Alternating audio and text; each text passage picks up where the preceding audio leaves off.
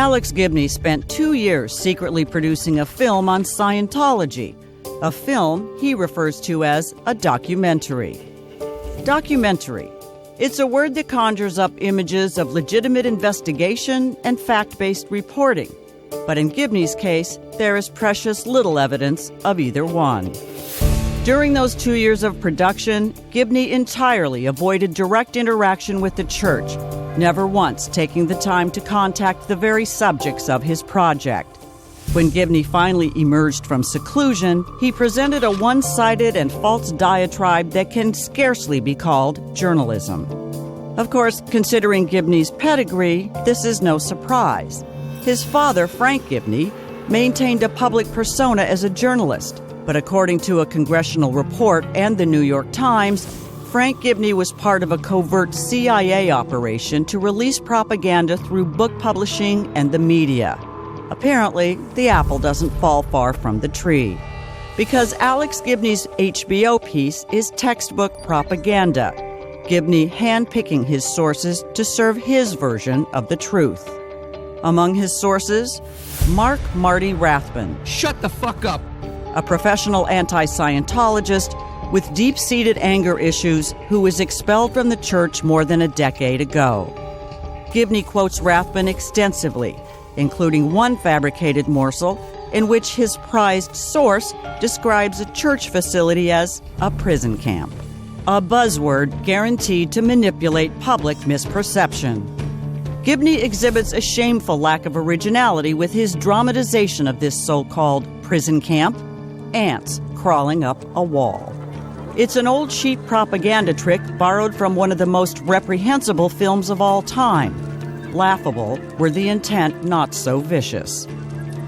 Of course, Gibney never actually showed the place he's supposedly documenting. He didn't want to. That would have ruined his story. So let's take a look at what Gibney, sight unseen, calls a prison camp. Located in Southern California, the facility includes an exquisitely appointed state-of-the-art audiovisual production facility spanning 500 acres. The property is a self-contained movie studio dedicated to film and video productions that advance the church's religious mission. And it features immaculate administrative offices as well as dedicated spaces for every aspect of filmmaking. This is the church's film studio, aptly known as the Castle. It's home to one of the largest sound stages in the world, and it's open for public tours. The soundstage itself is more than 3 stories tall and is large enough to accommodate 4 professional basketball courts. Yes, this is the spot Gibney portrays with ants crawling up a wall. Here's more of the reality: the film and video editing facilities, with more than a dozen high-definition editing bays. A full music recording and mixing area serving every film and video produced at the studio. It includes this green room for musicians and singers between takes. Add to all of that a music composition room for scoring, outfitted with the most advanced equipment in existence. The music mix room is capable of producing everything from stereo mixes to full theater-quality 5.1 surround sound. But Alex Gibney showed none of this. Instead, he showed ants. He could have shown the administrative offices for church management. Here's the reception. Here's the conference room. And the central courtyard. But Gibney stayed true to his agenda and left all of it out of his so-called documentary. Even the park just outside the offices. What did Gibney show instead? Ants. And while Gibney himself has said, "The thing I worry about most is getting it wrong," Gibney couldn't have gotten it more wrong. After all, this is also the place Gibney dismissed as a prison camp. Here are the staff's living quarters. These are the staff apartments, each building with its own 2-story lounge and library. And here are the apartments themselves. The housekeeping facilities include a central laundry that does the staff's washing, dry cleaning, and even irons their bed linen. While as for the rest of the amenities, here is the staff dining room, with a professional kitchen to accommodate hundreds at every meal.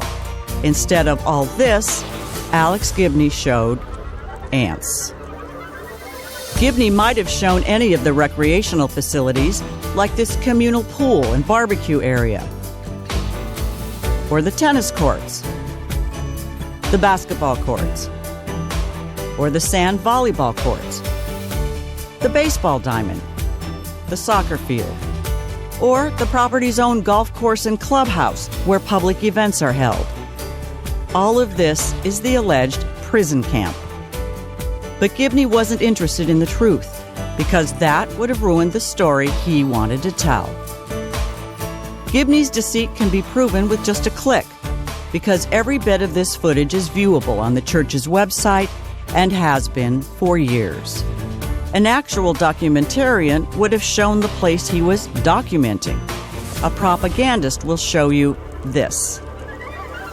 And Gibney's star witness, the one who called it a prison camp, he used to live at the place.